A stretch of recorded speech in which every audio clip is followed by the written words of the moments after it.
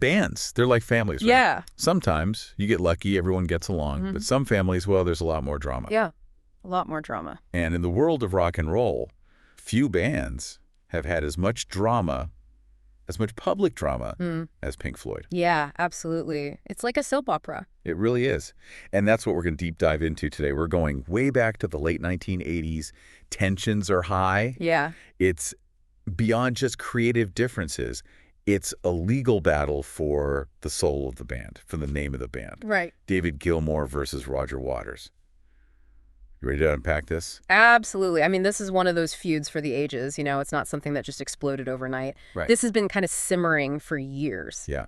So set the stage for us. Give us a sense of this simmering tension. Like, who are the players in this? You've got two massive personalities at play here. Okay. You've got Roger Waters on one side. This is the guy who... The mastermind behind the wall? Exactly, the wall. But he's not just a musician. He's got these really kind of grand theatrical ideas. He's exploring these themes of like isolation, societal pressures, all that kind of stuff. Really complex. Yeah. And then on the other side, you've got David Gilmour. And Gilmour, he's got more of a polished sound, I guess. Right. Like if you think of Pink Floyd, it's the guitar solos in Comfortably Numb. Yeah. It's what made Dark Side of the Moon just like a massive, massive hit. Exactly. Exactly. So you've got these two forces, kind of like these two powerful magnets, you know. Oh, interesting. They're both brilliant, right. But they're pulling in different directions. Okay, so it sounds like almost from the beginning, a clash of styles is kind of baked into Pink Floyd's DNA. Yeah. But when does it actually become a real problem? When do things go from like creative tension to a full-blown breaking point? I think things really come to a head in the mid-'80s. Okay. Waters decides to leave the band. He says basically he's done. Pink Floyd is creatively spent. Creatively spent? Yeah. It's like an artist saying, oh, I've painted everything there is to paint. Exactly. Like there's nothing left for me to do. But then the other artists in the room are like, hold on, I got a few more ideas. Totally. Yeah, exactly. And that's basically what Gilmour's thinking. Okay. He's like, hold on a second. I've spent 20 years building this name, building this brand. He sees it as a legacy. Oh, yeah. He doesn't want to just abandon it because Waters is, you know, feeling a little burnt out. So Gilmour wants to keep going, and this is where it gets really messy, right? Yeah. Wow. Because Waters doesn't just leave. He tries to stop them. Yeah. He actually sues the band, sues EMI, their record label, to prevent them from using the name Pink Floyd.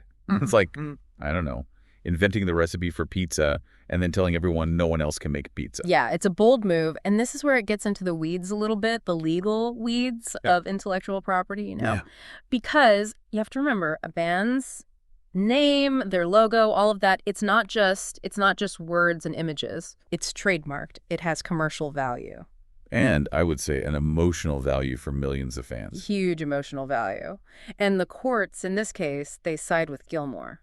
Interesting. They basically say Pink Floyd's a collective. It's not just owned by the guy who started it. It's bigger than that. So Waters loses the legal battle. But then here's a twist. Yeah. This is the guy known for being very outspoken, having very strong opinions. Absolutely. Years later, 2013, he admits he says he was wrong to sue. Yeah, that was a big moment. What do you make of that?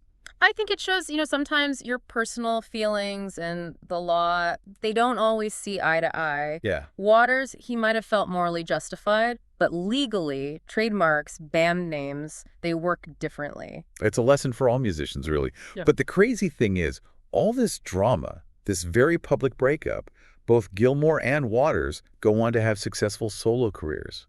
It's true. It's almost like a testament to their individual talent. It makes you wonder, right? Like maybe that friction, that push and pull is part of what made Pink Floyd so great in the first place. Yeah, it's really interesting. So for everyone listening, we've learned about this epic feud, but it poses a bigger question. Does a band's name belong to the founder or to the members who keep it going? It's a tough one. Especially now with lineups changing so much. Yeah. It's something to think about. Definitely. But here's a challenge for you. Go listen to Gilmour's solo work. Go listen to Waters' solo work and see how they compare to that classic Pink Floyd sound. You might be surprised. Yeah, it's a fascinating musical journey. Absolutely. And that's our deep dive on the Pink Floyd feud. Thanks for having me. This was fun. Thanks for joining us.